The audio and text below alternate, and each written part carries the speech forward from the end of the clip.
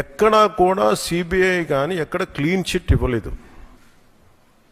Clean chit ఎక్కడ ఇవ్వలేదు. వాళ్ళు వెరీ క్లియర్ కట్గా చెప్పింది ఈ నెయ్యిలో పూర్తిగా ఇది ప్లాంట్ బేస్డ్, అంటే దీంట్లో నెయ్యి మన పాల నుంచి పాల కొవ్వు నుంచి రావాల్సింది, దీంట్లో ఇది లేదు.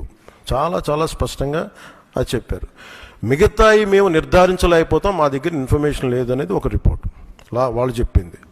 అలాగే national dairy development board very క్లియర్గా చెప్పింది దీంట్లో ఫిష్ ఆయిల్, అలా గొడ్డు కొవ్వు, పంది కొవ్వు, ఇవన్నీ లార్డ్ మన ఇంగ్లీష్ పదాలతో ఇవి ఉండే అవకాశాలు ఉన్నాయి. చాలా స్పష్టంగా వాళ్ళు ఇచ్చారు. ఈ ప్రాసెస్లో వీళ్ళు దీన్ని కూర్చోబెట్టి అడ్డగోలుగా మాట్లాడితే, ఎందుకంటే వీళ్ళకి ఏ రోజు కూడా ఈ ధర్మం మీద వాళ్ళకి గౌరవం లేదు. పైగా ఈ దొరికిన వాళ్ళ ఛార్జ్ షీట్లు మీకు చూస్తే, మనకి తెలిసిన పేర్లన్నీ చూస్తే ఇందులో ఎక్కడ మతానికి సంబంధం లేదు. ఇది భోలేనాథ్ బాబా కానీ మిగతా ఏ డైరీ మీరు చూసినా కానీ వీళ్ళు predominantly there all Hindus.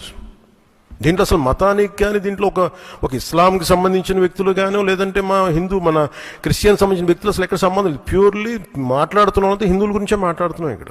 So there is no question of other religions here.